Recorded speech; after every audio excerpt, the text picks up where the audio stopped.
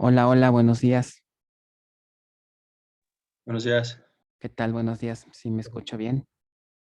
Sí, sí, profe, buenos días. Ok, buenos días. ¿Sí ven mi pantalla? Ok. Muy bien, pues vamos a empezar la clase del día de hoy. ¿Todo bien? ¿Van bien? ¿Cómo van con su práctica? ¿Ya les salió? ¿La 5? ¿Ya se dejó ese validador o no? Ya por ahí vi uno que otro que ya le quedó, entonces, espero que los demás no tarden mucho. Recuerden que hay que avanzar lo más que podamos. Voy a ver si yo creo que en esta misma semana ya les habilito las 6 para que también la comiencen a revisar. Este, Aquí Mariana dice, no me dejaba acceder, o sea, dejaba significa que ya pudiste resolver ese detalle, ¿no? Ok, muy bien.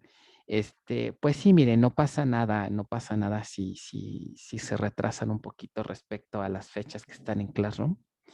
En este semestre que está medio feo, pues sería como que un tanto injusto, ¿no? Que fuéramos muy tajantes con las entregas, pero pues más que nada sí procuren no confiarse demasiado, ¿no? Digo, no pasa nada si pasan 1 o 2 días, pero si ya se empiezan a retrasar así de que una semana o ahí ya como que aguas, ¿eh? Porque esto se pone divertido. En la práctica se hizo parte de lo que hemos platicado del manejo de ligas que les comenté hace algunas clases. Viene una parte interesante que es el manejo de binarios. El manejo de binarios en bases distribuidas se pone interesante porque no es tan transparente, ¿no? Como en otros tipos de datos. Cuando tenemos, por ejemplo, no, perdón, no. Cuando tenemos, por ejemplo, una tabla que está fragmentada, vamos a suponer en dos, y supongamos que está en un sitio S1 y en un sitio S2. Si nosotros queremos hacer, por ejemplo, una consulta, algo así como un select asterisco from T, ¿y qué pasa si tenemos una columna que a lo mejor es un binario, ¿no? No sé, la foto, y es de tipo blob, ¿no? En donde se guardan el dato binario. Aquí hay un detalle. A la hora de transmitir esta columna, así tal cual, pues de forma directa, esto no es correcto. ¿Por qué? Recordarán que los tipos de dato block club, por ejemplo, lo que guardan en la columna en realidad es un puntero, una especie de puntero que me indica la ubicación en disco donde se encuentra ya los bytes, ¿no? O la información binaria de esta columna. Entonces, si esto fuera posible, si pudiéramos transmitir así tal cual en la columna, en realidad lo que estaría viajando al sitio 2 sería un puntero.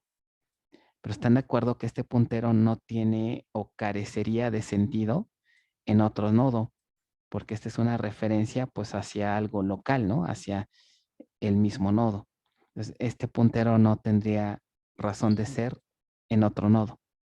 Entonces, cuando intentemos hacer eso, aquí el manejador me va a decir, no puedes transmitir o no puedes enviar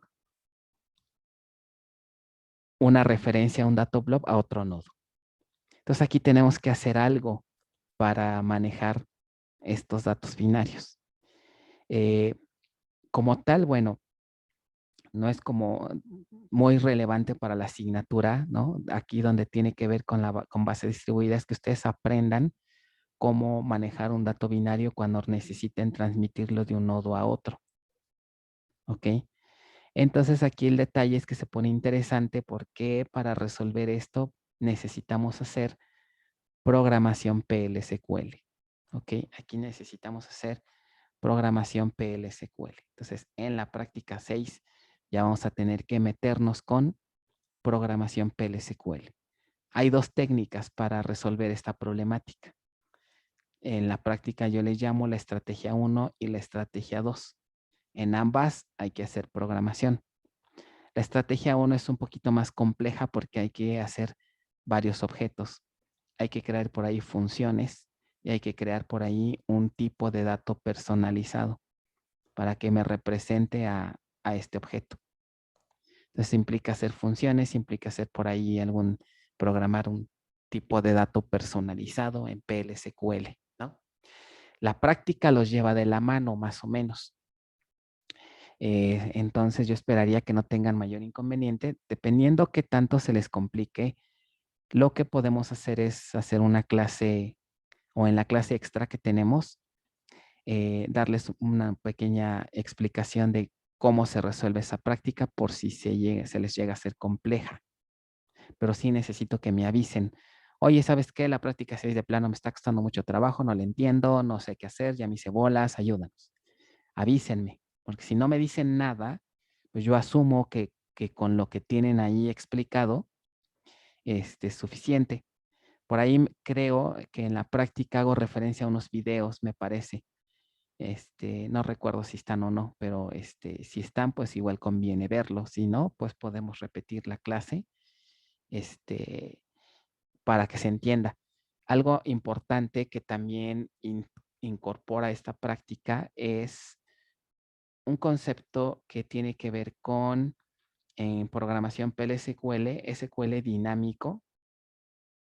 Eso se necesita para esta práctica y esto nos va a llevar a cuestiones de seguridad.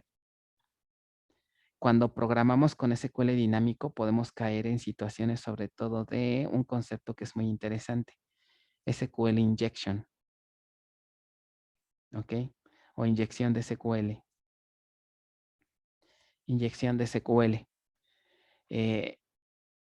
Entonces, en el código que les voy a pasar, tiene un problema ese código que es susceptible a este hoyo de seguridad. Entonces, lo que tienen que hacer ustedes es corregir ese código para que sea inmune a la inyección de SQL. ¿Ok? Entonces, esa parte también está bastante interesante y no es parte de la materia como tal, pero es un concepto que como buenos developers o como buenos desarrolladores de bases de datos, debemos saber de esto. ¿Ok? Entonces, ahí les habla un poquito de eso.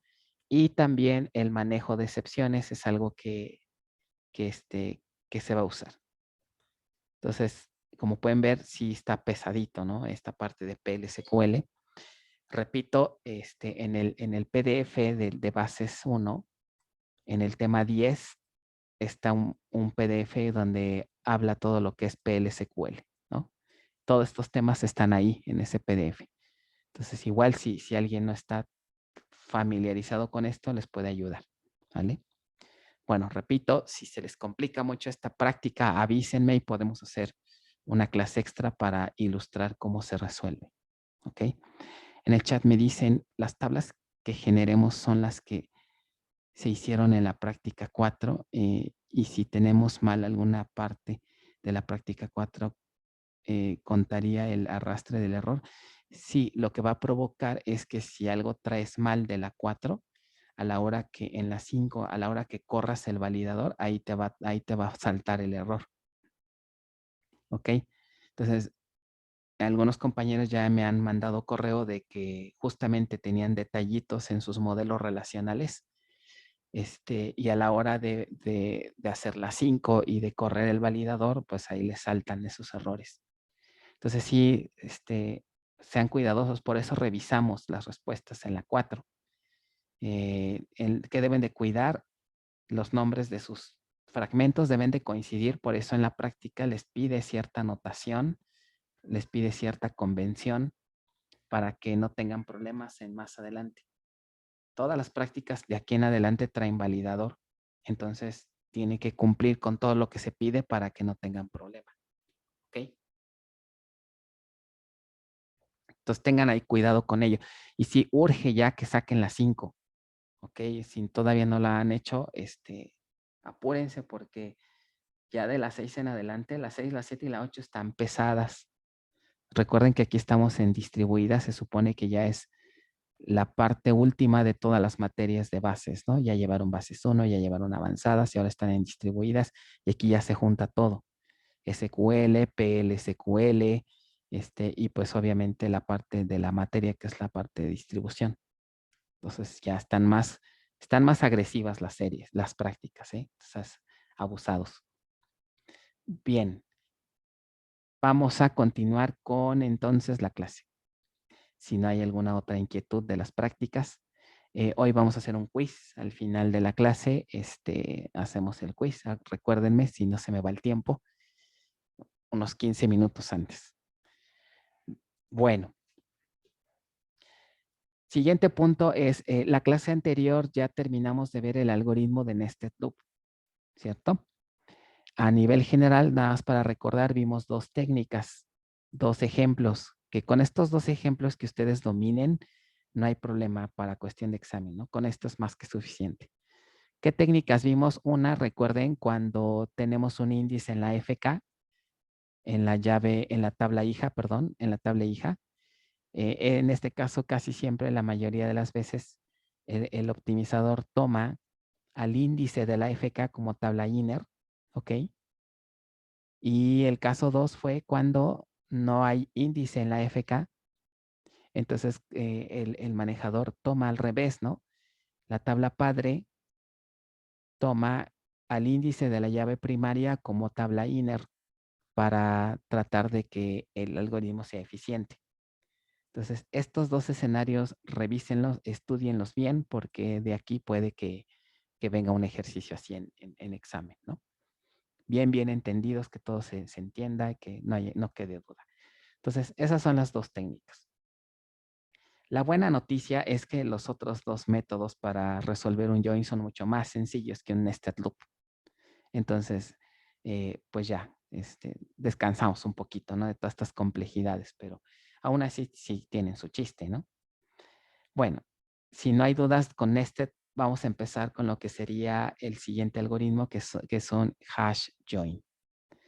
Resulta que una tabla hash puede usarse para resolver un join, ¿ok? Vamos a recordar un poco, ¿qué es una tabla hash? ¿Quién me dice? En alguna materia yo creo que la llegaron a ver. ¿Alguien recuerda cómo funciona o para qué se utiliza una tabla hash? En estructuras de datos, sobre todo.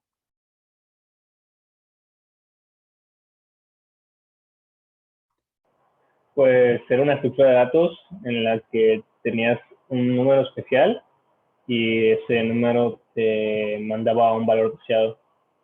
Ok. Me imagino que me estás hablando de lo que es el código hash, ¿no? Que efectivamente también es un concepto que tiene que ver con las tablas hash. De hecho, hay varios conceptos. Hash table, código hash o hash code, voy a poner todo en inglés. Hash code y la función. Ok. Función hash, código hash y hash table. Ok. Nada más para recordar, un hash table sería todo esto, es un área de memoria. Un hash table es un área de memoria que tiene distribuidos de forma uniforme, ¿ok? Parejas. Cada entrada, por así decirlo, o cada elemento del hash table es a su vez una pareja. Cada pareja está formado por una llave y un valor. Una llave y un valor. ¿Alguien recuerda qué se guarda en la llave?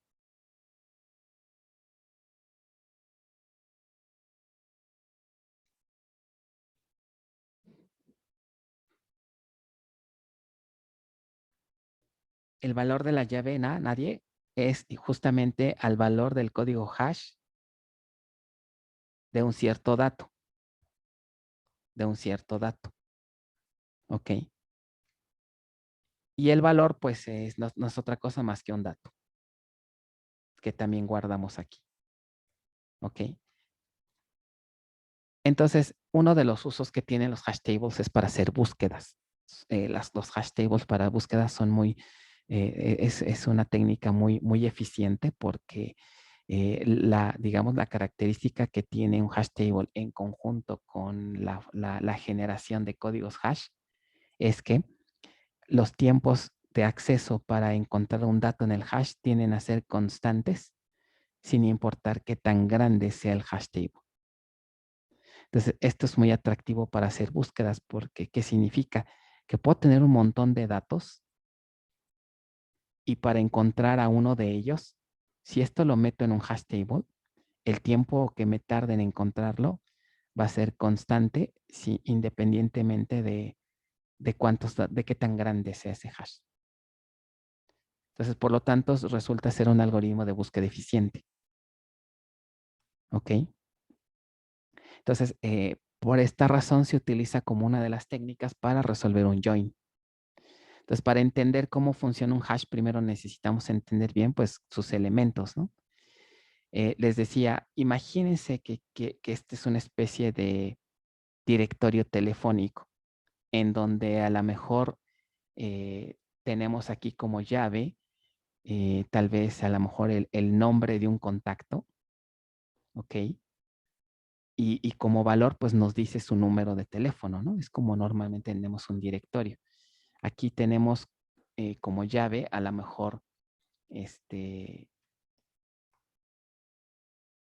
vamos a tener el hash code de, en este caso, el nombre de la persona y como valor, pues ya su número de teléfono, ¿no? Entonces, ¿qué nos interesa? Que a este hash table vamos a hacer búsqueda. ¿Sabes qué? Te voy a pasar como entrada el nombre de un contacto, no sé, mi contacto es Juanito López y quiero que con este dato me localice su número de teléfono. Entonces aquí lo que vamos a tener en cada pareja es el hash table de los nombres de los contactos y como valor su teléfono. Entonces, cuando nosotros querramos hacer una búsqueda en el hash table, haríamos algo así, una operación de search y le vamos a pasar el hash code de Juanito López, por ejemplo. ¿Ok? Con esta expresión en el hash table, pues se va a hacer la búsqueda de una pareja cuyo hash code corresponda al de Juanito López. ¿Ok? Como estos tiempos tienden a ser constantes, pues voy a obtener tiempos de respuesta bastante aceptables para encontrar cualquier pareja de datos. ¿Ok? Nótese que en la llave estoy haciendo énfasis, se utiliza el código hash. ¿Por qué razón se construye un código hash?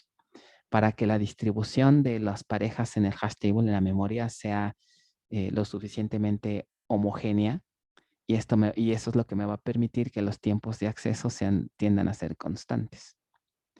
¿De qué depende la generación de este hash code? Depende de la función hash. Entonces, a nivel general lo que tenemos es un dato de entrada, que en este caso sería a lo mejor el dato de mi contacto, ¿no? Juanito López. Se lo vamos a pasar a una función hash y esa función hash me genera el código hash.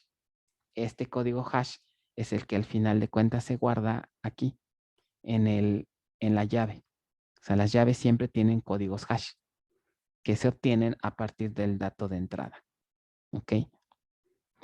No sé si han visto que los códigos hash también se utilizan en otros ámbitos, por ejemplo, en seguridad. No sé, ustedes ya llevaron redes, me imagino, ¿no? ¿Quién ya llevó redes de aquí? Ahora resulta que nadie, ¿no? Yo. Ok, ¿no llegaron a ver eso, el cifrado de datos empleando hash codes? Sí, sí lo vimos. ¿No? ¿Y por qué se utiliza en cifrado un hash code?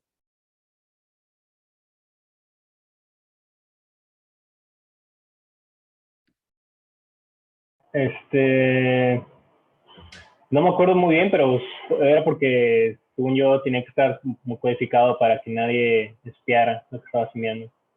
Exacto. Por ejemplo, un hash code podría ser, no sé, una cosa así, ¿no? Cualquier cadena. Este puede ser el hash code de Juan, ¿ok? Que este código sale a partir de aplicarle la función hash. Una de las características que deben tener estas funciones es que si yo quiero transmitir, por ejemplo, Juan sobre una red, pues voy a transmitir esto. ¿Por qué? Pues para ocultar el valor real, ¿no? Y algo interesante es que a partir de este código no puedo recuperar a Juan. O sea, como que si alguien me roba o está ahí espiando la red y obtiene este código, no es reversible, ¿no? No puede hacer nada con este código. Solamente el dueño del dato conoce el algoritmo de esta función, por así decirlo, y solamente él es el que puede descifrarlo. Entonces hace que esto sea seguro para transmitirse en una red. Esto se utiliza en el ámbito de seguridad y redes, pero en el ámbito de las bases de datos sirven para búsqueda sobre todo, ¿no? Estos códigos, cuando se aplican a un hash table para búsquedas, son códigos que toman en cuenta la memoria que tiene este hash table asignada y entonces produce una especie de offsets que les llaman, de tal manera que me permite ubicar a estas parejas de datos de forma homogénea. Como consecuencia, las búsquedas tienden a ser muy eficientes, ¿vale? Entonces, sí queda claro lo que es el algoritmo de búsqueda en un hash table, porque si esto no lo entendemos, pues se nos va a complicar ahorita cuando lo llevemos a un join. ¿Sí? ¿Alguna duda de esto?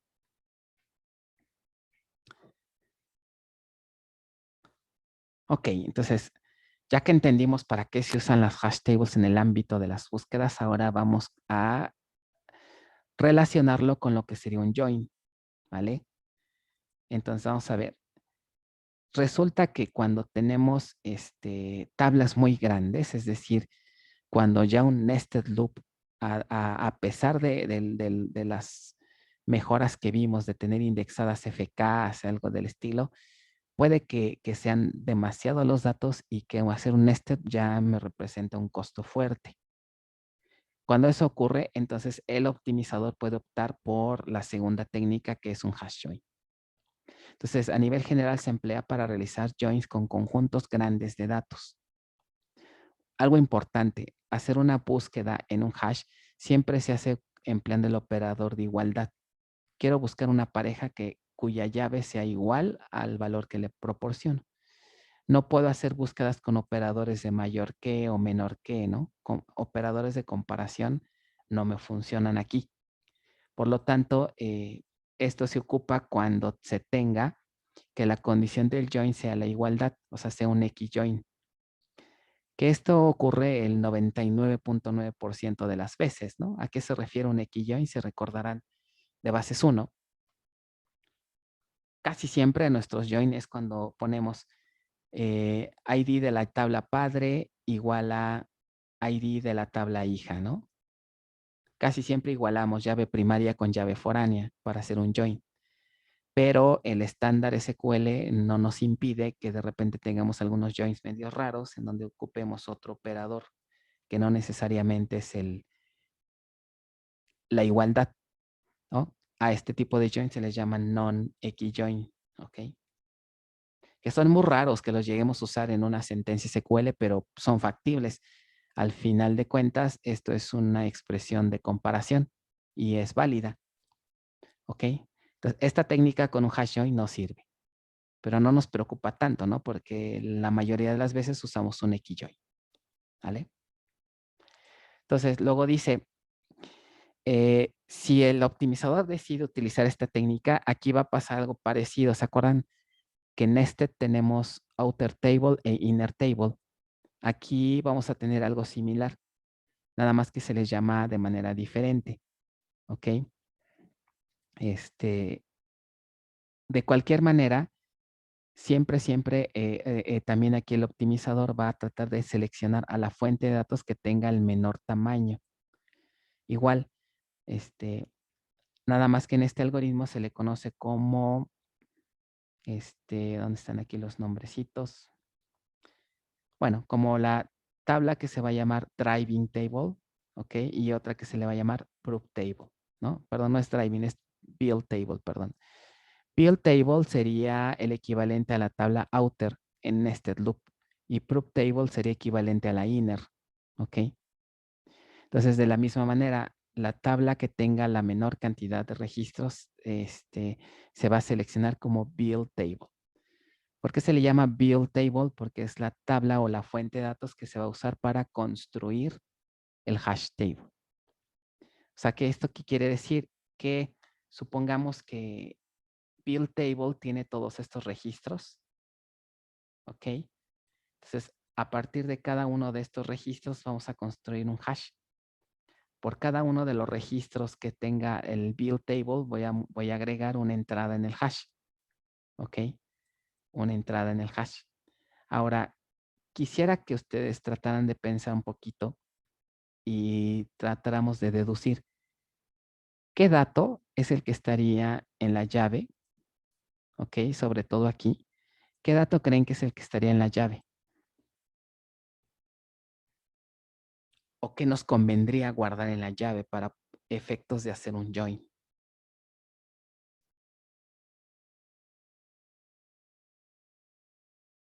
El row ID, no.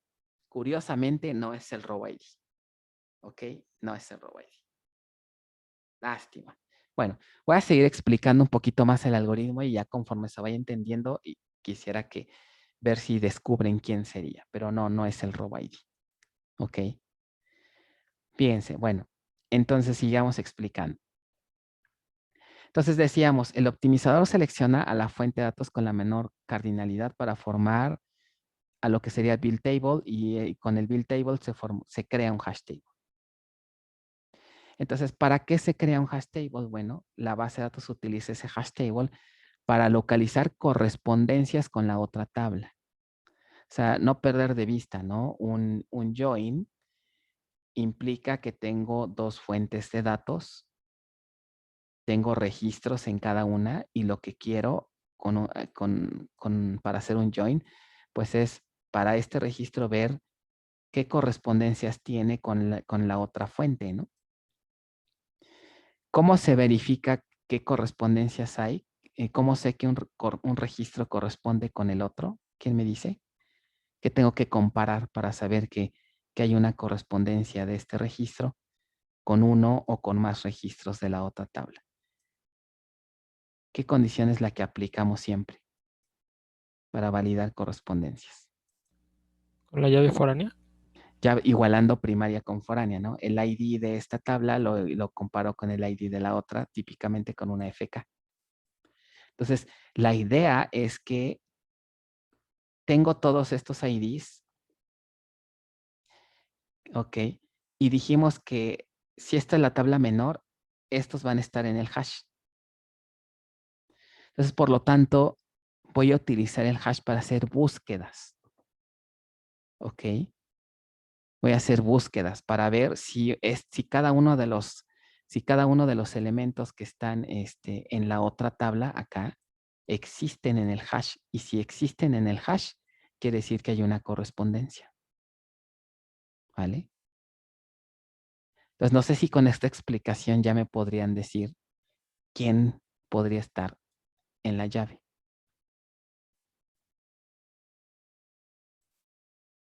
Repito, el objetivo es que cuando haga una búsqueda en este hash, el hash table me diga si para cierta entrada que corresponde a un registro hay una correspondencia en el hash.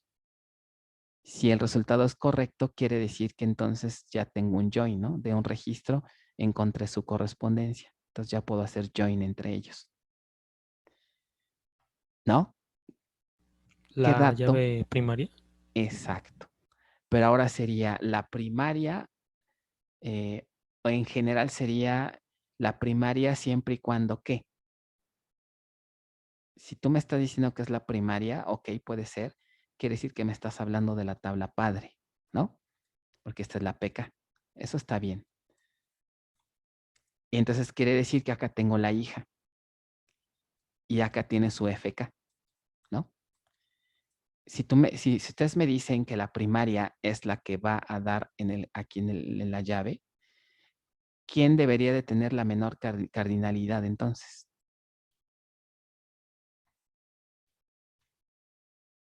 ¿La tabla padre o la tabla hija?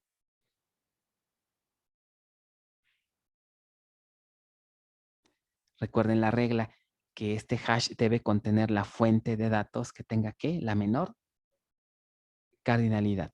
Y si ustedes me dicen que aquí pongo la PK, entonces, ¿cómo son las cardinalidades entonces de estas tablas?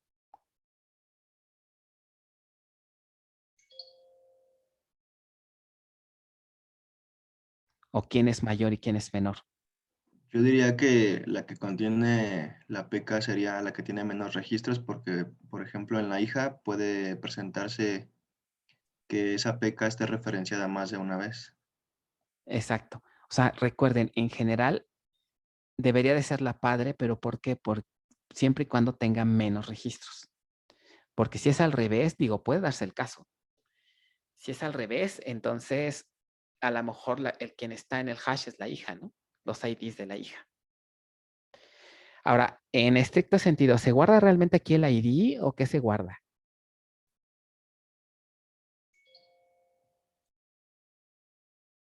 ¿Qué dijimos que siempre va en la llave de un hash? ¿Así el dato directo? Del ID. ¿Otra vez, perdón? El valor hash de ese ID. El hash code del ID, exacto. El hash code del ID. Entonces ya aprendimos algo, ¿no? Que cuando se hace un join con esta técnica, de las dos fuentes de datos, o sea, imagínense que tengo dos tablas. Estudiante ID y otras columnas, ¿no? Qué sé yo, el nombre, etcétera. Y tengo otra tabla, ¿se acuerdan que hicimos la analogía con el historial? Con su historial, que sería la tabla hija, en donde tendríamos aquí su historial ID y su llave foránea sería estudiante ID, más otras columnas, ¿no? Que tenga la calificación, la asignatura, etcétera. Ahorita esto es relevante. Entonces aquí voy a tener el estudiante ID 1, que se llama Juan. Aquí tendría el historial 1 con el estudiante Juan, por ejemplo. El 2, el 3 y así sucesivamente. Si quiero hacer join entre ellas, ¿ok? Vamos a asumir que la tabla estudiante tiene menor cardinalidad. Obviamente historial tiende a ser una tabla más grande, ¿no? ¿Qué quiere decir? Que entonces el manejador va a tomar esta como la tabla, como la build table. Acuérdense, este sería la build table. Y va a formar un hash table. Entonces, ¿cuántas entradas tendría aquí este hash suponiendo que tenemos estos registros? ¿Cuántas parejitas tendría que haber en este hash? Suponiendo esta muestra de datos.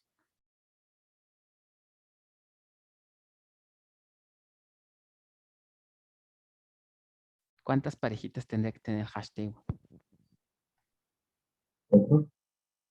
¿Cuántas? Pues de estas 4, ¿no? ¿Y qué dijimos que va a haber aquí en cada llave? El hash code. Aquí tendríamos el hash code de quién? De 1. En esta otra tendríamos que el hash code de 2. Aquí tendríamos el hash code de 3. Y aquí tendríamos el hash code de 4. ¿Sí es claro para todos?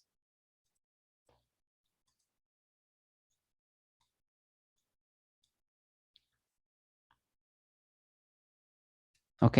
Ahorita vemos qué contiene el valor, pero la llave contiene esto. ¿Ok? Repito, si algo no se entiende, avísenme, porque si no, si sigo avanzando, pues se van a perder. Ahora, ¿cuál creen que sea el algoritmo para ver si los registros de historial hacen join con los de estudiante? ¿O qué registros de historial hacen join con estudiante? Yo aquí, ¿están de acuerdo que aquí tendría, por ejemplo, el 1, otra vez el 1, otra vez tendría el 2, otra vez tendría el 3, que corresponden a IDs de estudiantes? Si yo tomo este primer registro,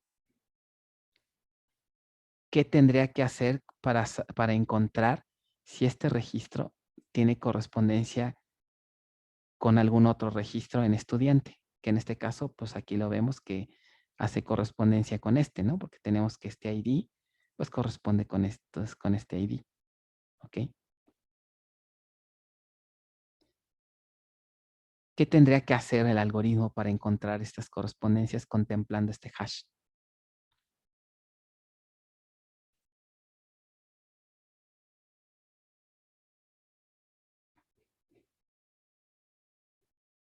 Aplicar la misma función hash a la llave foránea, ¿no? Exacto.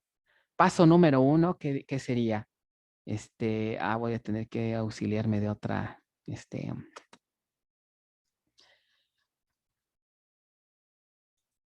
de otra pestaña porque ya no me cabe. Ok, entonces, muy bien. Paso número 1 diría calcular hash code de los valores de la FK. O sea, tendría algo así como el hash code sería igual a, a la función hashcode y le paso, ¿están de acuerdo que historial.estudianteID? Ok. Si quieren lo pongo completo para que no se confunda. Historial.estudianteID. Ya tengo este hashcode. Ahora, ¿qué se tendría que hacer con ese hashcode?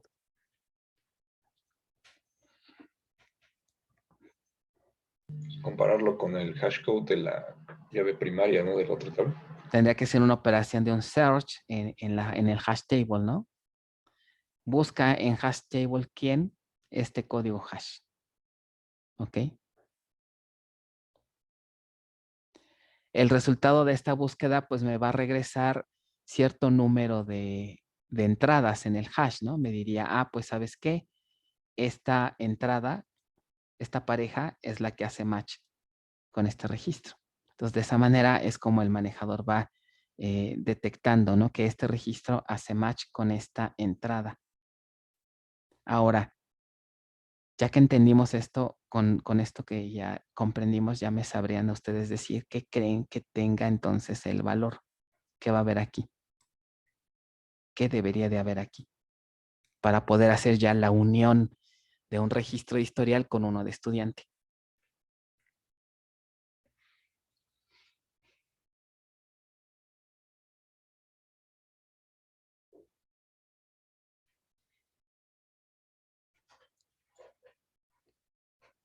Sería el valor, ¿no? Que en este caso es estudiante ID. El ID del estudiante. El hashcode, ¿no? En el valor, no en la llave, en el key, en este key ya vimos que va el hashcode del ID. Pero mi pregunta es acá. ¿Habrá otro hashcode ahí? El row ID. ¿El row ID? ¿Sería el hashcode de la foránea? No. El row ID pudiera, pero fíjense que tampoco va el row ID. Recuerden no perder de vista que lo que quiero hacer, ¿qué es lo que quiero hacer con este algoritmo? Tenemos a historial, tenemos a la tabla estudiante y tenemos a la tabla historial. No perder de vista que lo que quiero hacer con un join es que este registro de historial tiene correspondencia con uno de estudiante y lo que quiero hacer es unirlos. Quiero encontrar la correspondencia y ya que el hash table me dice que hay correspondencia, entonces lo que hago es hacer esto, ¿no? Unir los registros. Un registro de historial lo uno con un registro de estudiante.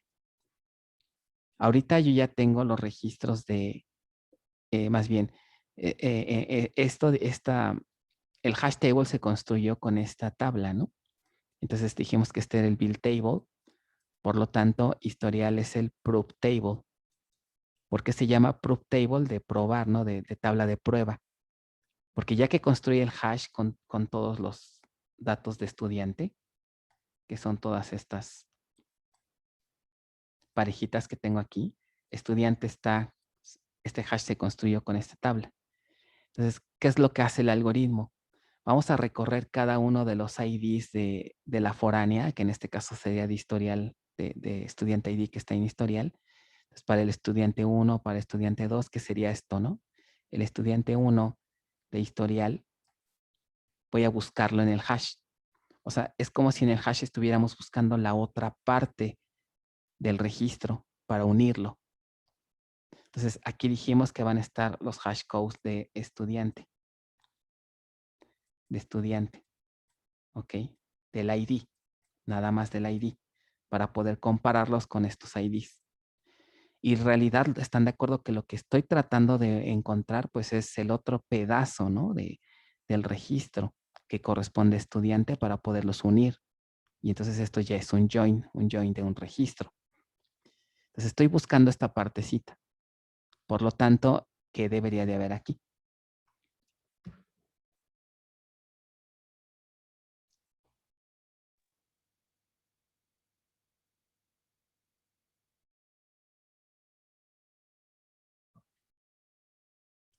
Esto es lo que estoy buscando, este pedazo. Esto es lo que me debería de regresar el hash table. ¿Ok? Han de cuenta que el hash table me regresa la llave que coincide con este 1 y esto que hay aquí coincide con quién, con esto. Y ya puedo unirlos. Entonces, ¿quién es esto? ¿O qué es esto? ¿El qué? ¿Registro? El registro. ¿De quién?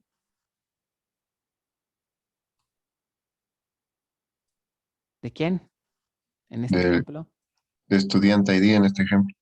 De este ID que estamos uniendo. Entonces, el valor en el hash table es el registro completo, como ven. El registro completo de la tabla estudiante.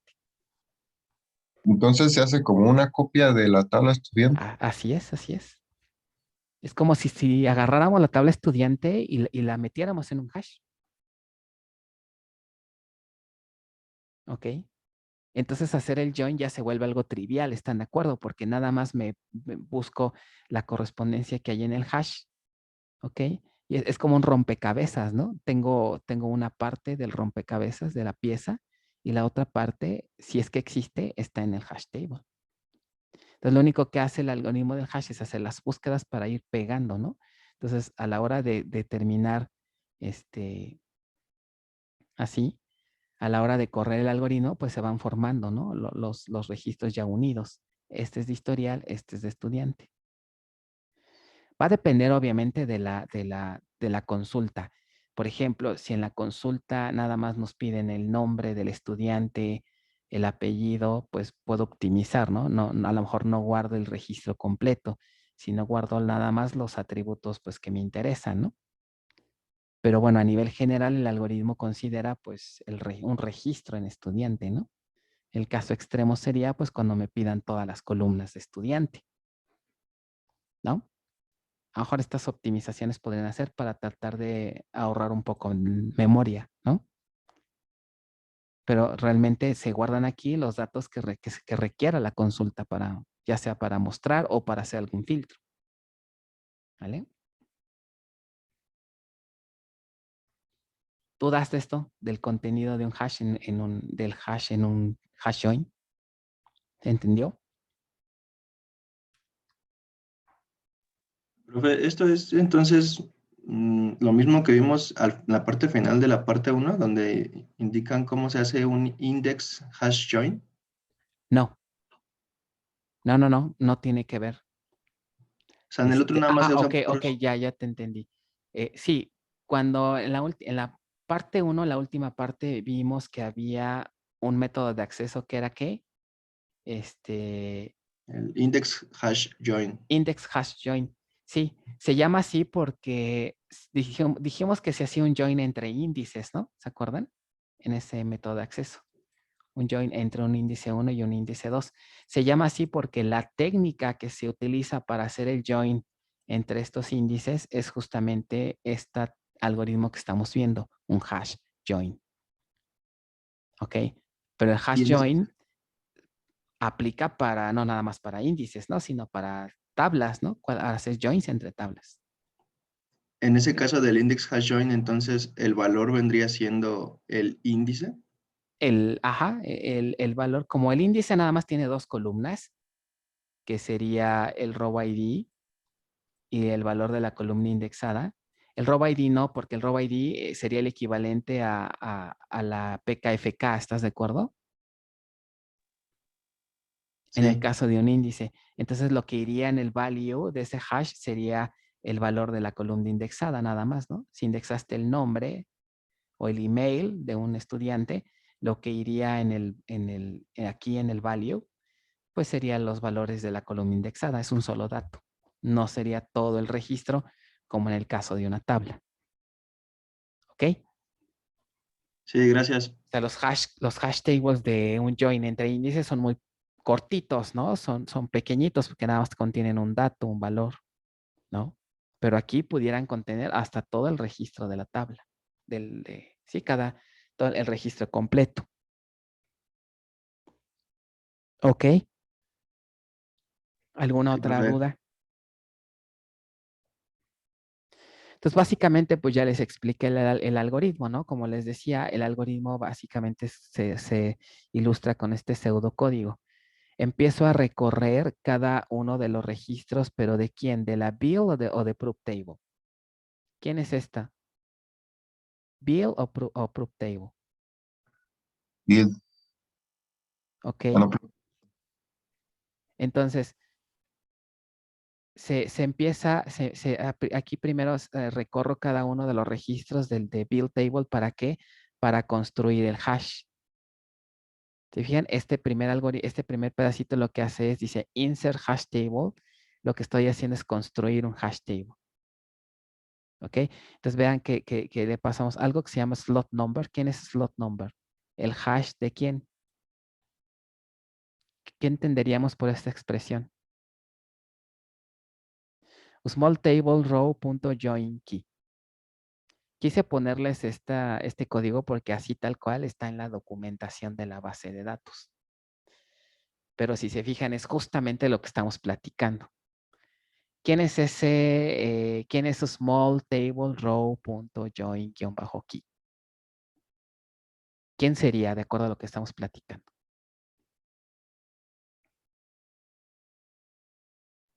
Sería la tabla que tiene menos registros, ¿no? Ajá, pero ¿quién es ese join_key? Me está haciendo referencia a una columna. ¿Quién debería ser? ¿Quién es el join key? Vendría siendo la PK. La La PK. PK, ajá, la PK en este caso. ¿Vale? En documentación de base de datos, cuando escuchen la palabra join key, ¿a qué se refiere? A que tenemos dos tablas con su PK y FK, y cuando hacemos ID de la PK igual a ID de la FK, ese ID que es común aquí, que en uno es PK y en otro es FK, ese es el join key. O sea, la columna que estoy utilizando como llave para hacer correspondencias.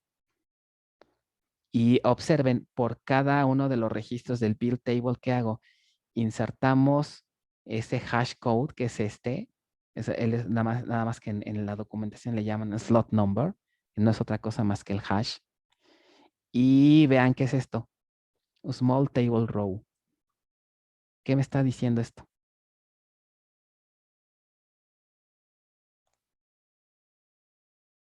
Que cada elemento del hash table va a tener como llave ¿a quién?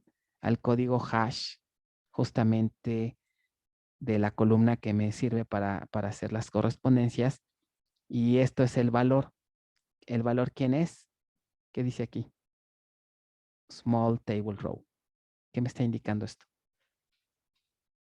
La fila o el registro La de la fila o tabla. el registro exacto de la tabla. Se fijan, ahí se está confirmando lo que dijimos, que el hash table contiene el hash code de sus llaves primarias y como valor todo el registro. Pudiera contener todo el registro. ¿Vale? Entonces, con este algoritmo ya construí el hash table. Entonces, vamos a ver cómo funcionaría ya con algo un poco más real. Entonces, vamos a suponer que dice, queremos hacer esto. Obtener el nombre del médico y el nombre de su especialidad para todos los registros existentes en la base de datos. O sea, aquí están las dos tablas, ¿no? Tengo a médico y quiero unirla o quiero encontrar las correspondencias con los datos de su especialidad. Aquí obviamente tengo la llave foránea, ¿no? De especialidad. O sea, tengo especialidad y hay una llave foránea en médico. ¿Ok? Así está. Entonces, lo que quiero hacer es que unir registros de especialidad con médico. Vamos a suponer que se va a usar el algoritmo de hash table. Obviamente, con esta muestra de datos, pues ni a trancazos, ¿no? Se haría un hash table, ¿no? ¿Qué método creen que utilizaría aquí así el manejador con estos poquitos registros?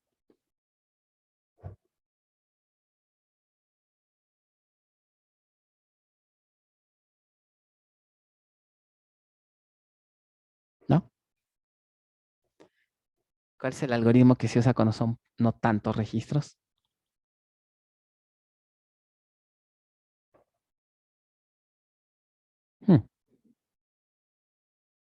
El que vimos en la ¿Nested? clase. Nested loop. Nested loop.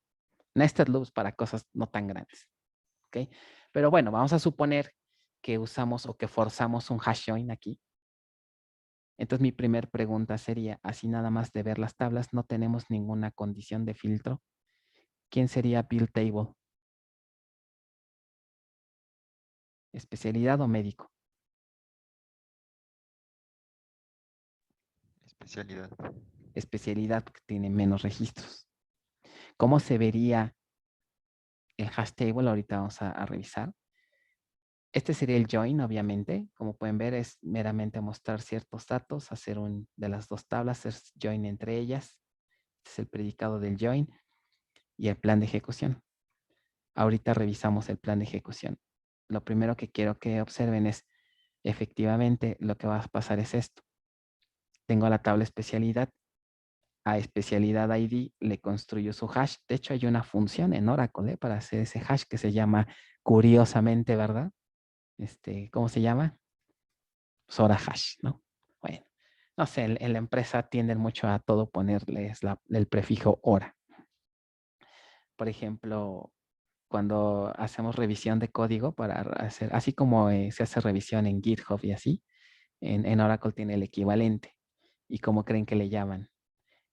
Bueno, en Git y en GitHub se le llama pull request para que alguien, para subir los cambios que los revisen los demás colaboradores. Y acá le llaman hora review, ¿no? Para hacer una revisión de código. Y así utilizan muchos términos medios chistositos, pero bueno. Entonces, si se fijan, se genera el hash code de especialidad ID y esta es la llave del hash que va a venir a dar aquí. Y todo el value que ven aquí, pues es todo el registro, que serían sus columnas, ¿no? El nombre, los años, etcétera.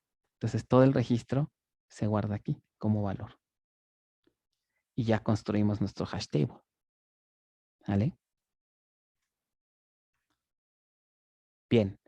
Ahora, ya que construimos, ¿no? Paso número 1 es construir el hash table. Ya está construido. ¿Ok? Entonces, nada más aquí lo que les dice los apuntes es de una manera sencilla para hacer eso, es utilizar esta función. Y estos serían los hash code que se van a crear que se van a generar. ¿Ok? Ahora, ya que tenemos el build table, recuerden que este es build table. Ahora vamos con el siguiente paso que sería, vamos a empezar a recorrer cada uno de los registros de la otra tabla que sería proof table. ¿Ok? Y para cada uno de estos registros, pues necesitamos calcularle su código hash, ¿no? El código hash de 3, que sería me daría este numerito. Y así sucesivamente.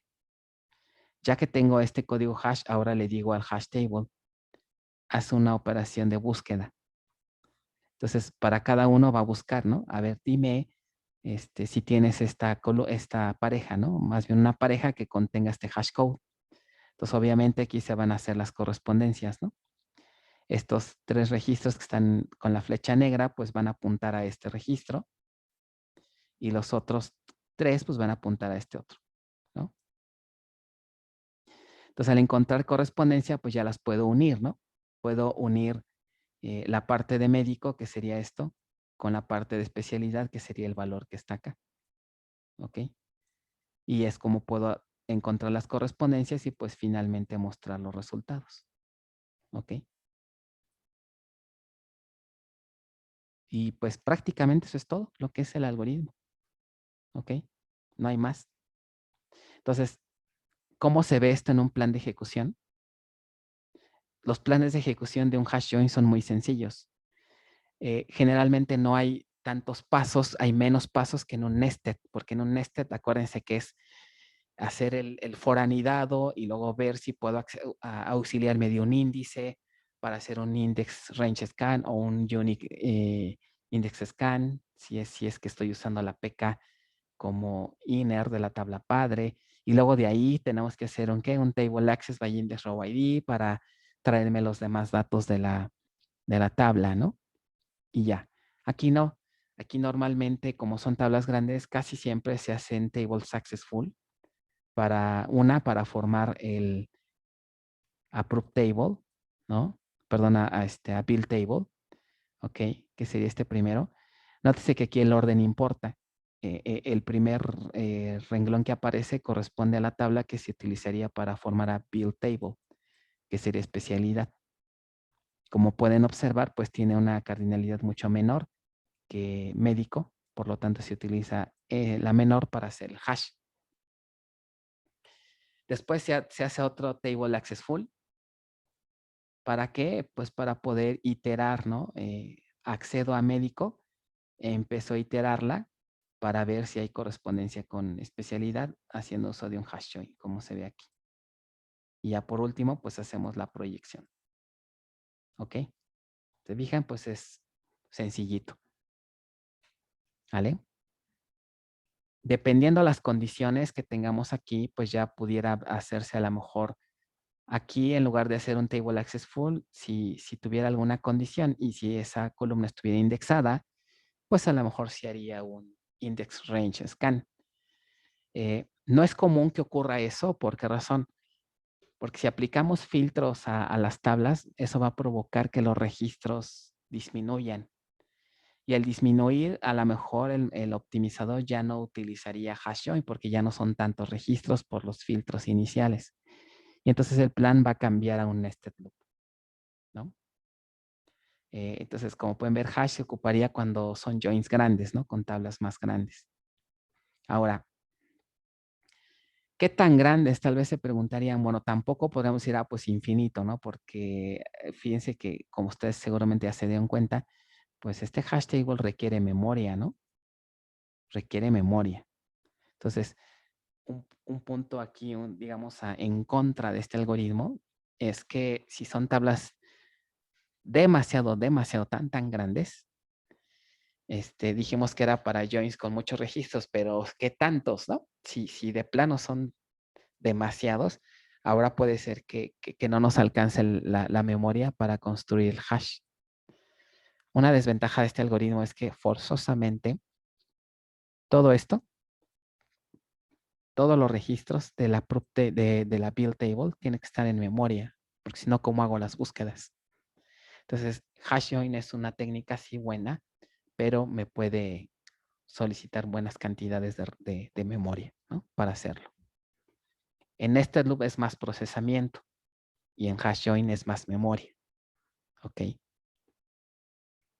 Entonces, hay una tercera alternativa que pudiera revisar el optimizador cuando de plano no alcance la memoria, ¿no? Para hacer esto.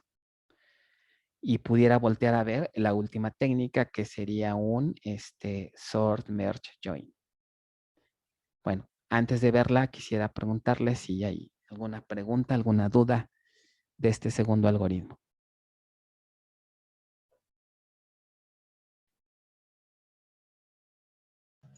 Creo que no, profe. Ok, bien, entonces nada más recuerden esos puntos, ¿no? Build table, proof table. En build table es la que tiene la tabla con menor cardinalidad. La llave de cada pareja es el join key, ¿no? Con el hash del join key, o sea, el hash de la PK o de la FK, ¿no? y el valor del hash pues es todo el registro, ¿no? Y con eso me sirve para encontrar correspondencias. Ok, sort, merge, join es la última técnica que vamos a ver. ¿Qué tiene de peculiar esta técnica? Como su nombre lo indica, ¿no? Hace uso de ordenamiento, o sea, es un sort. Si los conjuntos de datos que queremos validar correspondencia están ordenados, encontrar correspondencias se simplifica. ¿Ok? Entonces, esta técnica se basa, necesita que los datos estén ordenados para poder operar. ¿Ok? Entonces, básicamente ocurre esto. Obtenemos una fuente de datos, otra fuente de datos, las ordenamos, obviamente van a estar ordenadas respecto al join key, o sea, respecto a la llave primaria o foránea, ¿no?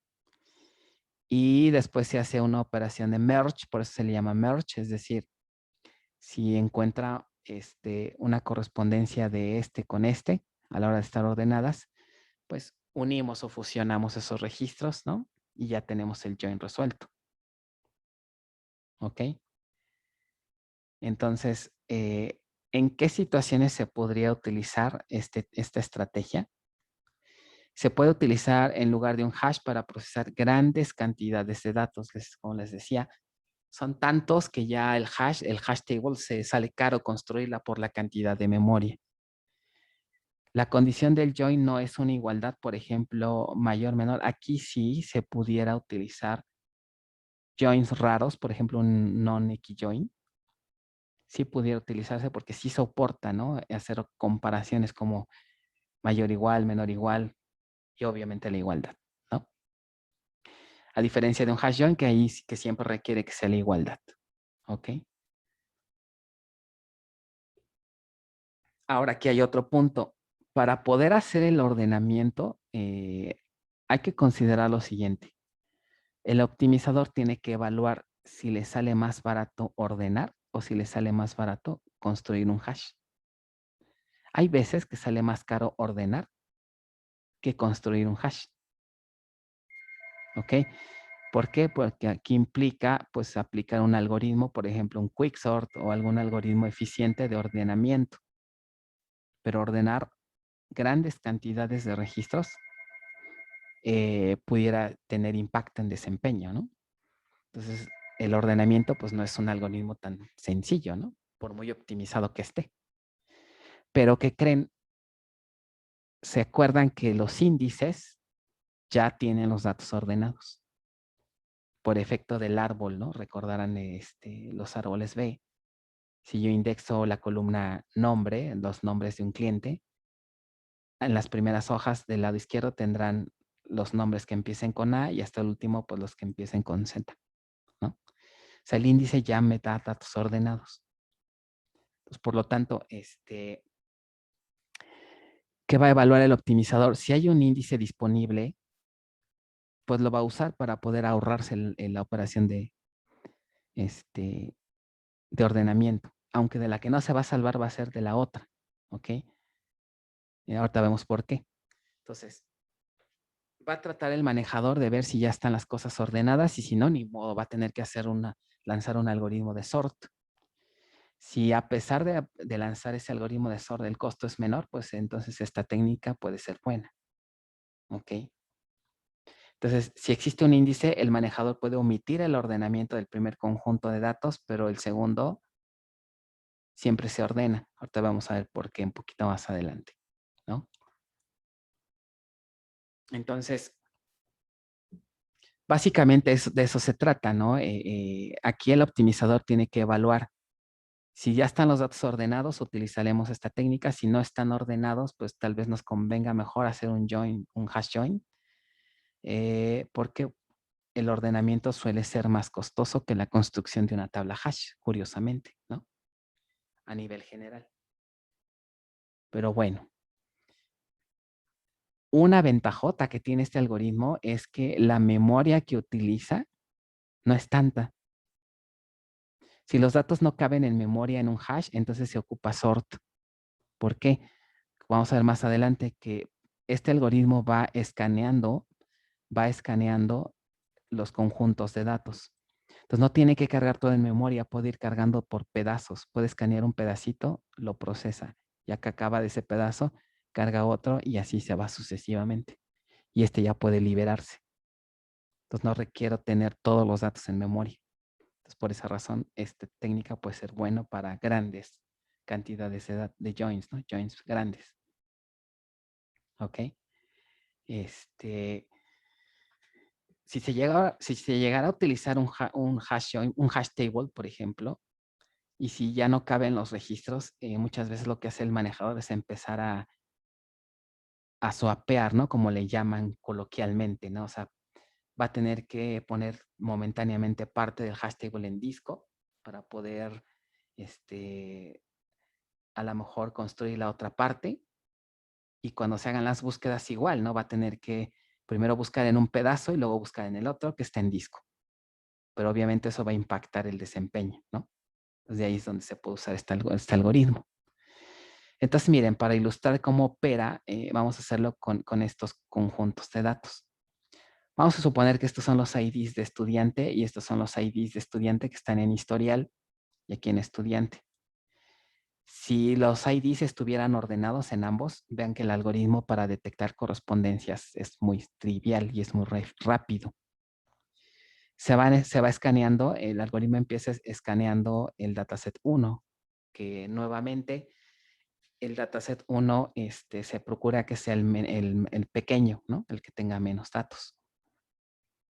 Entonces, ¿cómo funciona este algoritmo? El algoritmo empieza a escanear y dice, para este primer valor, vamos a empezar a comparar con el dataset 2.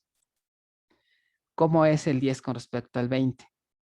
El 20, bueno, el 10 es menor, ¿no? El 10 es menor. ¿Qué implica que sea menor? Asumiendo que están ordenados.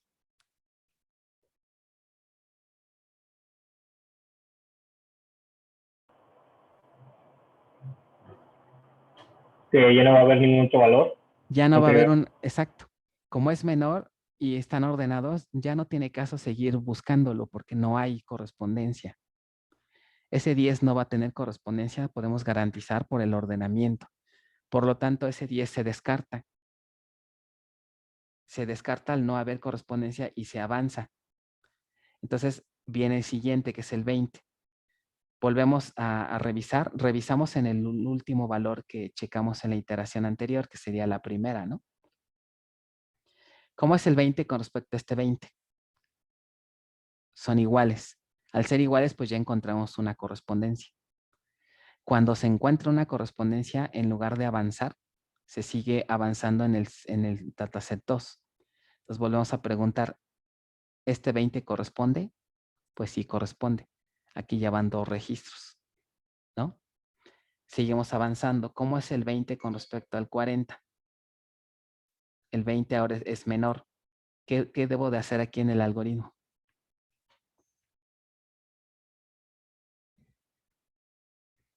Hasta ahorita llevamos esta correspondencia, ¿no? De este 20 con este 20. ¿Ok? Y luego en la segunda hubo otra correspondencia que fue este segundo, ¿no? Este 20 con este 20.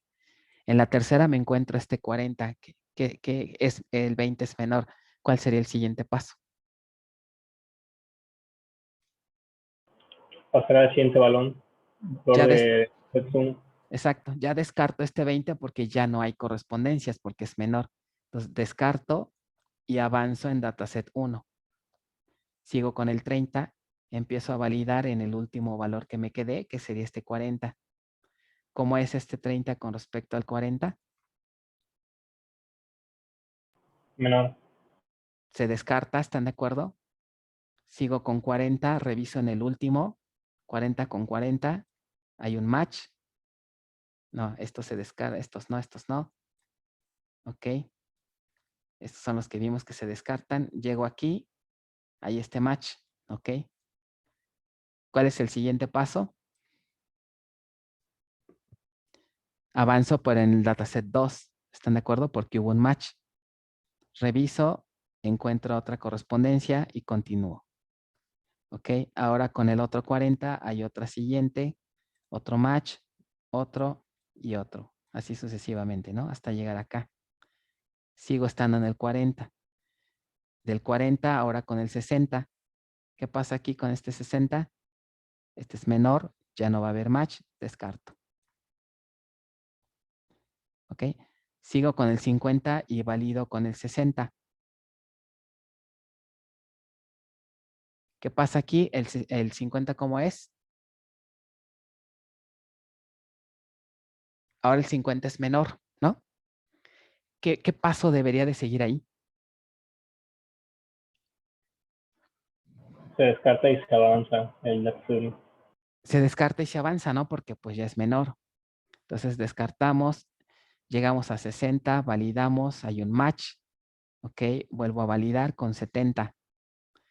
Ya fue menor, se descarta. Y así sucesivamente, ¿no? Avanzo con 70, valido aquí con 70, encuentro correspondencia.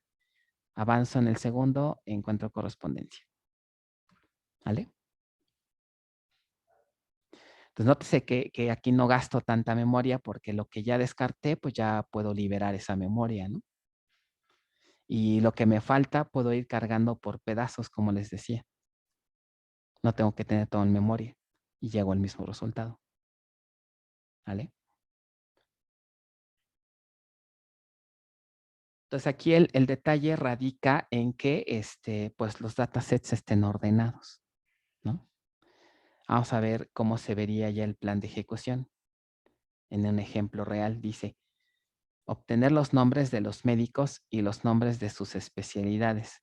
Considerar únicamente los nombres de los médicos que inician con A. Entonces aquí se vería más o menos así, un join y tengo una condición. ¿Ok? Si el manejador decidiera usar un nested, un sort merge join, tendríamos más o menos este plan de ejecución. Pues vean que es un poquito más complejo que un hash. ¿Cómo identifico que se está haciendo un sort merge join? Por esta palabra. Merge join es la cadena que se utiliza para indicar la técnica. Ahora, ¿quiénes son los dos datasets? ¿Y qué actividad me define el otro?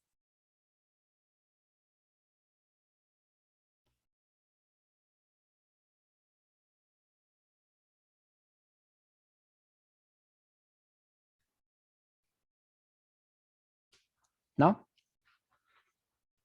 ¿O qué fuente de datos me representa el otro dataset?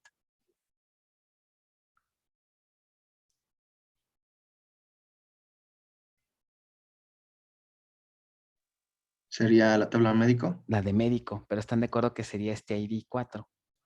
El resultado de lo de ID 4 y el resultado de ID 2 son los dos conjuntos. ¿Ok? Pero fíjense lo que hace aquí el manejador, el optimizador. Vamos a empezar por lo más fácil. Dice aquí que va a ser un table access full a médico. Y le va a aplicar el filtro, que son todos los médicos que empiecen con A. Pero están de acuerdo que aquí tuvo que hacer un sort. Vean, dice sort join. ¿Por qué tuvo que hacer un sort? Pues porque los datos no están ordenados, ¿no? Ok. Tuvo que hacer un sort aquí a médico. Los datos no están ordenados, los tiene que ordenar. Ok. Ahora, con respecto a quién los tiene que ordenar. Porque alguien me podría decir, oye, pero médico tiene un índice que es la PK. Tal vez podrían pensar, ¿no podríamos usar ese índice para que me dé todo ordenadito? ¿Qué tiene que ordenar con respecto a la especialidad? Exacto, porque se tiene que ordenar respecto a la especialidad, no con respecto a médico ID. Entonces, ¿cuál es la única manera de hacer el ordenamiento con respecto a especialidad del lado de la tabla médico? Pues empleando un sort join, ¿ok? O alguien me diría, en médico hay la foránea, ¿no? Que se llama especialidad ID. Pero si la foránea no está indexada, pues no tiene manera de usar ese índice. Entonces no le queda de otro manejador más que lanzar un sort, ¿no? O sea, lanzar un algoritmo de ordenamiento basado en especialidad ID. Por eso está ese sort ahí metido. ¿Ok? Ahora, vean el siguiente paso. La actividad 4 me define quién, a uno de los datasets. Ahora, el siguiente dataset se forma al aplicar estas dos tareas. ¿Están de acuerdo? Dice que primero va a ser un index full scan. Y luego va a ser un table access by index row ID. ¿Qué índice va a escanear ahora sí?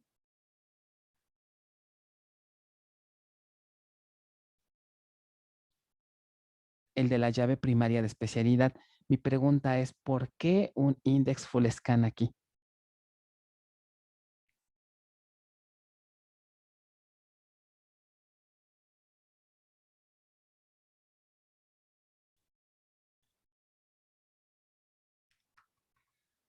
¿Por Porque qué puede un estar, index full scan? porque, no. O sea, o no, o qué otro método de acceso tal vez hubieran propuesto. ¿Por qué un index full scan?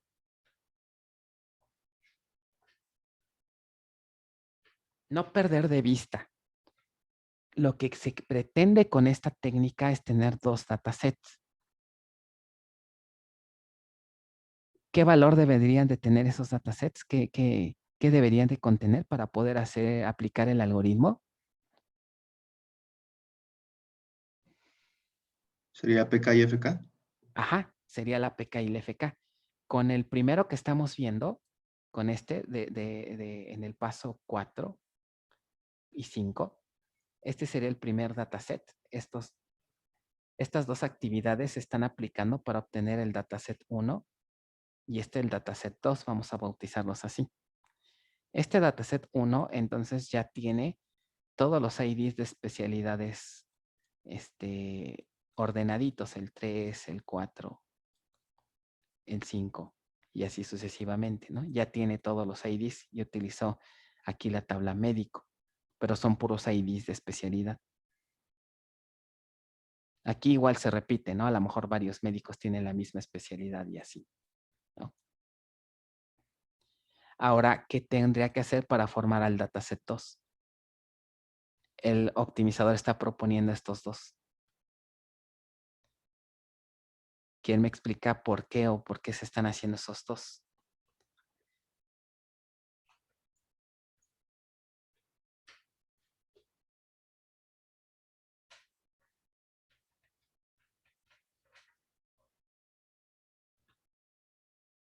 ¿No? Es que en la parte 1 decía que el index full scan es bueno, la diferencia con el FAS es que en sí hay un ordenamiento, ¿no? Así es, Entonces, así es, así es. intuyo que va por ahí entonces Va por ahí, exacto, la respuesta. exacto. ¿Qué obtendría si hago un index full scan? Obtendría, y fíjense hacia qué índice se está aplicando. Dice que es que especialidad guión bajo PK. O sea, está haciendo un escaneo a la llave primaria de la tabla especialidad. Al índice de la llave primaria. ¿Eso qué me daría como resultado?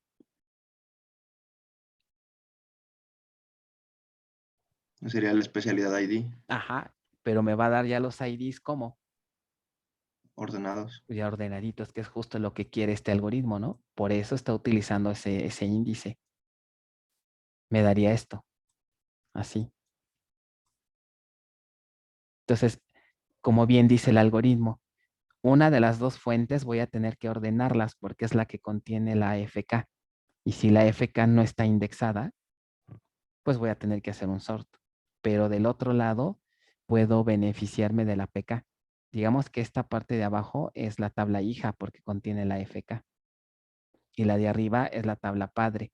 Como la tabla padre tiene el índice de la PK, entonces puedo utilizarlo y hacer el escaneo. Entonces esto me daría los IDs ya ordenados y me estaría ahorrando un sort acá arriba. ¿Ok? El optimizador se está ahorrando este paso. ¿Vale?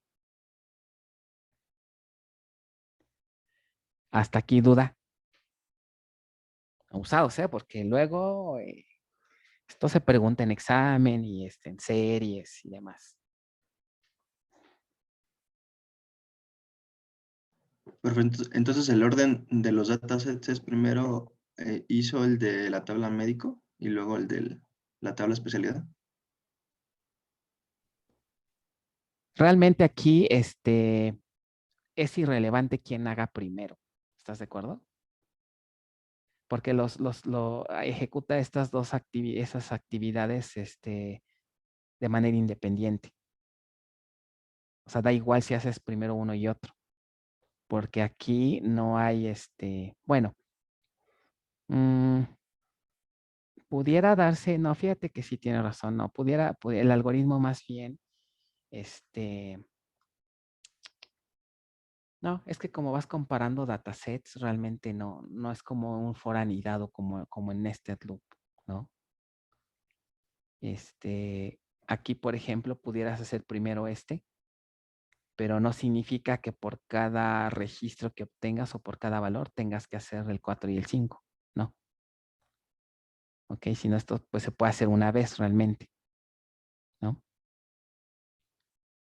Entonces, aquí lo importante es construir estos dos datasets. ¿Ok? El algoritmo viene más o menos así. Miren, este es el algoritmo. Entonces, primero se construyen los dos datasets. ¿Te fijas aquí? Dice leer el dataset 1, leer el dataset 2 y ordenarlos con base al join key. Entonces, en esta variable ya tienes tus dos datasets. ¿Ok? Y ya en el ciclo empiezas a iterar, pero ya los tienes construidos. ¿Ok? Entonces, te fijas, la construcción de los datasets es de alguna forma un tanto independiente, ¿no? Entonces, ya que tenemos estos dos, bueno, no sé si con eso aclaré la duda de que me decías que cuál va primero. Sí. ¿Sí? Ok. Sí. Ahora, ¿quedó claro por qué fue el index full scan? Para tenerlos ordenados, ¿no? Ahora viene mi pregunta. ¿Por qué un table access falla index row ID?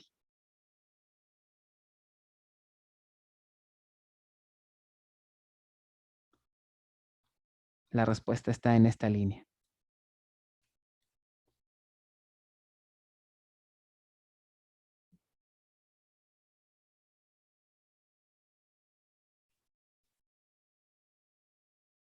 Dice que está accediendo a la tabla, ¿no? ¿A qué tabla? La tabla de especialidad. ¿Por qué necesita hacer eso?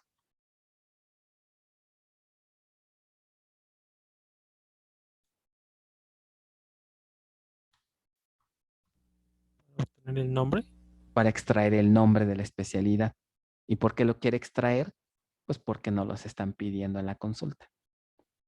Entonces, en realidad, hagan de cuenta que lo que hace en el paso 2 y 3 es extraer el ID de la especialidad y el nombre ordenaditos.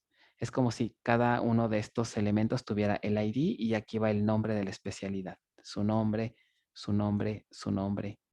Entonces, ya teniendo estos dos datos, pues ya podemos hacer el algoritmo, ¿no? Aquí como se hizo un full table scan, un table access full, pues realmente aquí tenemos todo el registro disponible, ¿no? De médico. Aquí están todos los registros de médico. ¿Ok? Pero acá no, porque aquí estábamos escaneando nada más el índice. Por eso necesitamos el table access by index row ID aquí. ¿Ok? Para obtener los datos que nos pide la consulta. Entonces ahora sí ya podemos empezar a aplicar el algoritmo como lo vimos hace rato. ¿Ok? Entonces, si en la consulta solo hubieran pedido la especialidad ID, no hubiera sido necesario el Table Access by Index Row ID.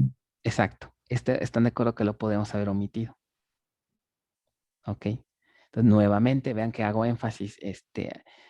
Hay veces que cambios tan simples en una sentencia pueden provocar un plan de ejecución más simple. A lo mejor no nos interesa el nombre de la especialidad, solamente nos interesan los médicos, ¿no? Y si es eso, pues ya nos ahorramos un paso en el plan de ejecución. ¿Ok? ¿Vale? Bueno, estos ejemplos, como pueden ver, se hicieron de los datos de muestra que tienen ahí en su Drive. Yo sugiero que cuando estén estudiando, pues comprueben esto con su base de datos, ¿no? Pueden hacer pruebas, pueden jugar, por ejemplo, a ver, le voy a quitar esta columna, a ver qué pasa con el plan y ver si lo que hace la base coincide con todos estos conceptos, ¿no? Vamos a ponerle una condición y a ver cómo cambia el plan, etcétera, ¿no? Entonces, pues puede ayudarles mucho a entender estos algoritmos, ¿vale? Bueno, pues básicamente ese es el algoritmo de, el último algoritmo de sort, merge, join. Profe, Adelante. ¿puedes repetir esa parte donde comentó que el nombre del médico se organiza respecto a especialidad? Esa parte no me quedó como muy clara. Ok, no sé si era la pregunta que les dije que por qué no se utilizó la PK de médico para ordenar. ¿Sí fue eso? O sea, comenté que del por qué fue necesario hacer este source join y por qué no se utilizó la PK de médico para ordenar. No sé si eso es la duda. Y que comenté que no se puede, mira, médico, la tabla médico tiene como columnas, médico pues tiene médico ID, otras columnas, y una de ellas es la FK, que es especialidad ID. ¿Estás de acuerdo? Sí. Y que necesito ordenar los registros de médico. Y mi pregunta fue, ¿por qué no utilizar el índice de la PK de médico para ordenar?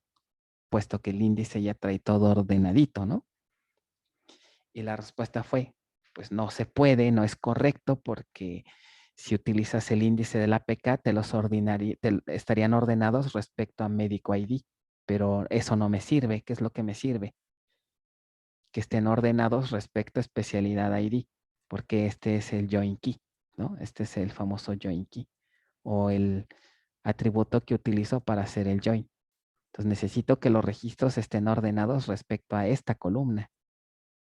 El problema es que si no hay un índice aquí, no tengo manera de ordenarlos vía índice. Entonces, ¿cuál es la única opción que le queda al manejador? Pues lanzar un algoritmo de ordenamiento. De aquí que viene la actividad 4, es un sort join. ¿Ok? Y vean que esta operación es la que está aportando buena parte del costo. ¿Se fijan? Tiene un costo, pues no tan bajito, ¿no? Porque pues son costosos los ordenamientos. ¿Sí resolví la duda con eso? Sí, ya me quedó claro. Gracias. Ok. ¿Alguien más? Tengo otra duda. Adelante. Entonces, si hubiéramos indexado a la columna, bueno, a la FK Ajá, en médico, ajá. ¿se hubiera utilizado el índice o hubiese utilizado un nested loop? Lo más probable es que se fuera por nested loop, porque ahí siempre el optimizador va a ser va a tener que comparar costos. Cuando indexas a la foránea, muy probablemente se va a ir por nested loop porque el costo que obtenga va a ser menor respecto a este sort. ¿Ok? Por eso, de alguna manera, estos ejemplos están con todas estas condiciones para forzar estas técnicas, ¿no? Pero sí, lo más probable. Ahora, si ustedes quisieran ver el efecto y seguir usando esta alternativa, ¿qué podríamos hacer? ¿Utilizar un hint? Manejar un hint. Vamos a verlo si quieren, aprovechando aquí, nos quedan unos minutitos para hacer el quiz. Vamos a ver, por ejemplo, Oracle Hints, por ejemplo. Hints, vamos a ponerle, no sé, que se hayan usado en joins. Debe haber por aquí table join hints, algo así. Vamos a ver si aquí hay algunos hints que nos puedan.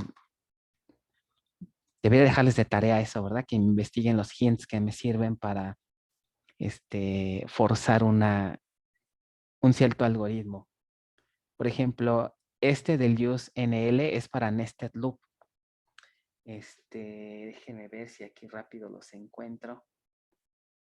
Aquí les habla a nivel general de lo que es un hint, cuál es su sintaxis. Normalmente la sintaxis de un hint es así. Ponemos como si fuera un comentario. ¿Ok? Diagonal asterisco, luego un más y luego viene ya la definición del hint. La definición del hint pues ya depende de la naturaleza de cada uno, ¿no? Por ejemplo, miren, aquí está.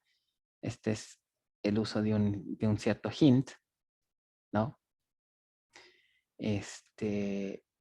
Vamos a ver si en la otra viene algo de la categoría, miren aquí. Hints for join orders, no es para hacer ordenamiento, para access paths. Hay varios. Hasta para operaciones en paralelo, a lo mejor aquí. Full, debe ser para el hash. Index join. Aquí. Por ejemplo, aquí está el use nested loop o no utilizar nested loop, ¿no?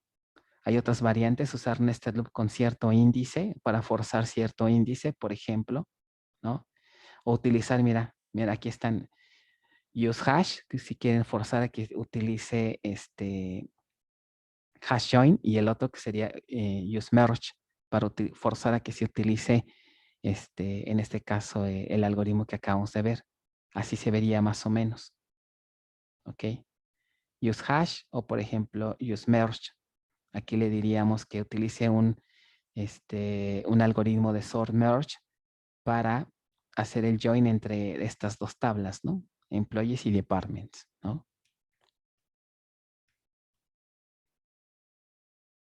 Ajá, miren aquí, forzar a que utilice sort merge join.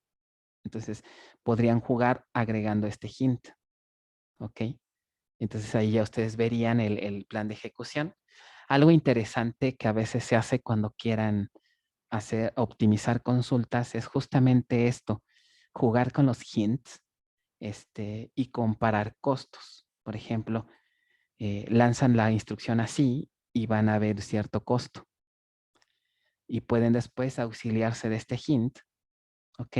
Y volver a checar el costo y ver qué pasó, si disminuyó, si aumentó. Y con eso ustedes ya pueden decidir cómo lanzar la consulta. ¿Ok? Entonces, bueno. Igual y más adelante, a lo mejor es un ejercicio de esta parte sería ponerles que cambien el algoritmo, ¿no? Para que vean el efecto que tiene. ¿Ok? Ahora, cuando estén estudiando, puede que de repente los ejemplos que vienen aquí en el PDF no coincidan con lo que obtienen. Eso depende de muchos factores, ¿no? Depende hasta de la máquina, ¿no? Depende del procesador que tengan, depende de las estadísticas que tengan o de cómo se está usando su instancia. Entonces eso ya no lo podemos controlar. Puede que cambien, ¿no? Entonces, estos ejemplos pues fueron más o menos pensados para que el optimizador generara estos planes, pero pudiera de repente cambiar. Entonces, si es eso, pues nos podemos auxiliar de los hints para que coincidan, ¿no? Con lo que tenemos aquí en las láminas. ¿Vale? Bueno, por último, ya casi para terminar esta parte, pudiera darse un caso en donde el optimizador lance un producto cartesiano. De entrada, eso se va a provocar si se nos olvida en la sentencia SQL incorporar el predicado del join. Si accidentalmente se nos olvida, pues aquí sí, el optimizador no le va a quedar otra más que lanzar un producto cartesiano. Ya saben cómo es un producto cartesiano, es prácticamente hacer las combinaciones de todos contra todos. Eso implica un foranidado otra vez, pero aquí sí considera todas las fuentes de datos, ¿no? Y pues obviamente de ahí el costo. Por ejemplo, ¿no? Algo así, se nos olvida aquí poner la condición del join. Tengo dos tablas, my join, y el plan de ejecución que va a generar el manejador es este. ¿Ok? Trata de alguna manera todavía hacer algunas optimizaciones, como hacer uso de un buffer. ¿Ok? Pero de entrada, vean, son dos tables de access full y está utilizando, dice merge join Cartesian. ¿Ok? Entonces, pues es simplemente hacer todas las combinaciones. La técnica es más o menos como lo que vimos de un sort merge join, pero aquí no importa que estén desordenados, porque realmente lo que va a hacer es, va a combinar, ¿no? Primer elemento del dataset con este y obviamente no le importa si corresponden o no, o sea, este es un registro. Luego este con este con este. Y así va generando todas las parejas, ¿no? Este con este, y así se la pasa. Luego empieza con el segundo y con este, y así. Es como hacer el mismo algoritmo que vimos, pero pues con todos, ¿no? Y así el siguiente y otra vez con este, ¿no? Por eso le ponen aquí que es un merge join Cartesian, porque es todas las combinaciones. ¿Ok? Y pues vean los costos, ¿no? Cómo se elevan cuando hacemos un producto cartesiano. Pues básicamente, cuando vean en un plan de ejecución merge join Cartesian, ojo, porque ahí están provocando un producto, ¿vale? Y pues bueno, hasta aquí vamos a llegar con lo que son los algoritmos para hacer join. Hay más y hay un montón de cosas que ver, pero pues no, no es un curso como tal de tuning de SQL, ¿no? Entonces vamos a dejar hasta aquí.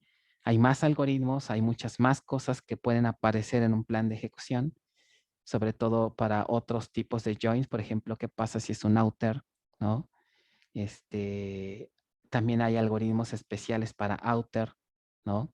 Hay los mismos que vimos, pero para outer. Hay otras técnicas para optimizar joins, ¿no? Todavía, aparte de lo que vimos, que es lo más básico, hay otras técnicas que se le llaman Bloom filters, ¿no? O partition waste joins. Este sí lo vamos a ver, este no, pero este sí. Partition waste joins es una técnica que se utiliza cuando las tablas están particionadas. Ahí podemos sobre todo aplicar joins, pero que aplica nada más a nivel de partición. Es algo equivalente como lo que vimos cuando tenemos una fragmentación horizontal derivada, que el join se hace únicamente entre fragmento padre y fragmento hijo. Aquí aplica lo mismo, pero cuando hablemos de particionamiento. Y bueno, aquí les puse esta liga por si quieren profundizar más en este tema, pues pueden ahí revisar. Con esto es más que suficiente ya para entrar a la parte 3 de este tema que ya es ahora sí la parte de optimización de consultas, pero ya distribuidas. ¿Ok? Entonces, el segundo parcial llega hasta este PDF. ¿Qué quiere decir? Que ya estamos, ya en teoría ya acabamos o ya estamos listos para el segundo parcial. Todavía se recuperan del primero y ya estamos con el segundo, ¿no? Entonces hay que irnos preparando para ese segundo parcial, ¿vale? Entonces, pues vayan también checando lo de las series, ¿no? ¿Cuándo tenemos revisión de serie? ¿Qué Se serie supone que era sigue? hoy. Según yo, hoy. ¿Era hoy? No, pues ya no nos va a dar tiempo. Vamos a hacer el quiz mejor. ¿Y les parece el día viernes? No, pero el viernes igual y no todos entran, ¿verdad? Entonces tal vez vamos a recorrerla para el día martes. Vamos a hacer la serie, a revisar qué serie toca. La parte Ah, 5 de las 5. parte 1. 5 parte 1. ¿Ok? Eso lo vamos a hacer el martes y el jueves vamos a hacer la 5 parte 2. ¿Ok? Este día Profe, el perdón, martes y jueves. Adelante.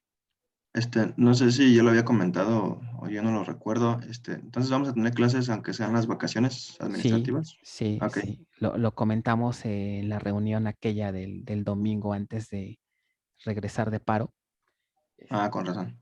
Sí, lo comentamos Ok. en esa reunión. No hay Está bien. vacaciones para nada. O sea, vamos a seguir en este ritmo hasta el 14 de agosto. Así, tal cual.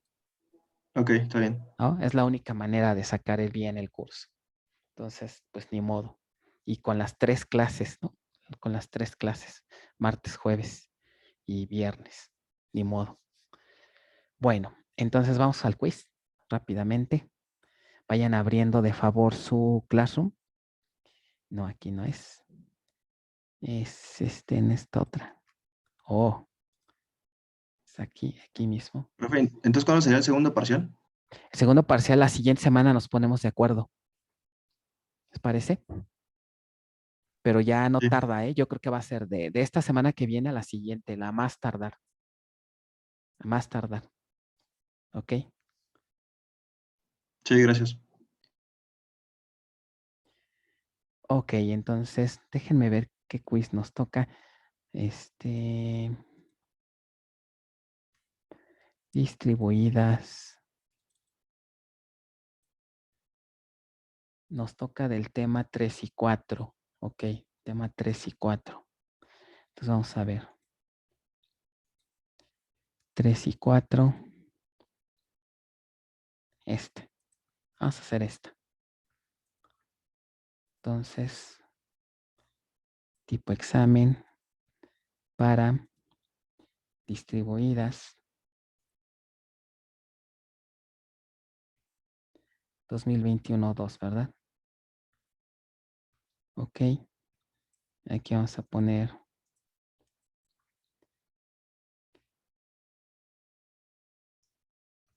quiz, tema 03, 04,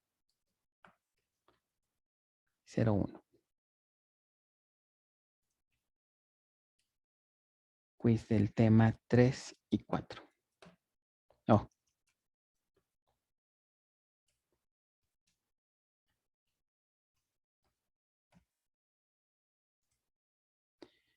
Y creo que ya está. Entonces, asignar. Entonces, de favor, abran su Classroom y vayan uniéndose al quiz, por favor. Ya saben las indicaciones, traten de responder lo más pronto que se puedan, no se estresen, si les falta tiempo, pueden usar más del minuto que les da la herramienta, ¿no? No hay problema. A los que ya saben, pues a los primeros 5 les pongo su participación, los que tengan mejor resultado. Entonces váyanse uniendo de favor. Ok, aquí ya veo uno. Tengo aquí en Classroom, tenemos 19, vamos a ver más o menos cuántos se unen.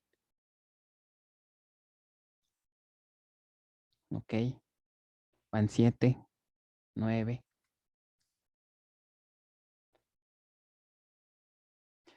Van 10, 12, 12, 13,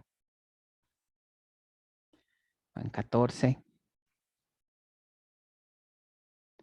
14, tengo 19 en clase. ¿Alguien está teniendo problemas para unirse? ¿O parece ser que ya son todos? 15. ¿Nadie más? Bueno, 16. Ya puedo empezarla. Bueno, ya están 17. ¿Nadie más está teniendo problema? 18. Parece ser que ya. Ok, entonces empiezo. Entonces ya saben, al terminar, pues ya sería todo. Ya se pueden retirar. Recuerden, esto es para que vean en dónde están fallando, qué conceptos por ahí están como que medio raro. Recuerden que en el mismo Classroom pueden checar sus respuestas y ahí pueden comparar qué falló, qué no falló, ¿no? Y de todas formas, si hay dudas, me pueden decir la siguiente clase o enviar correo, ¿no? Entonces, ahí va.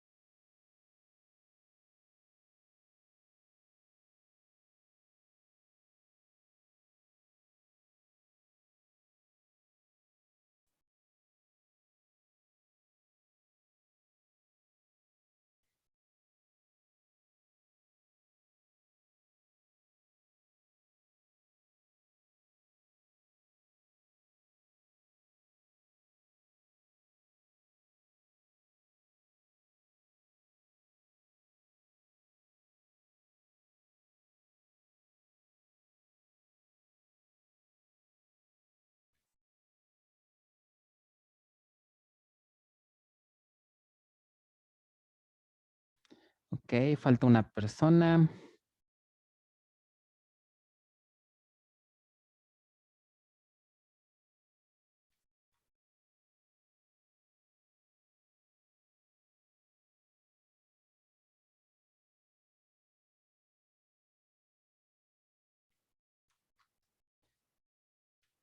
Bueno. Listo.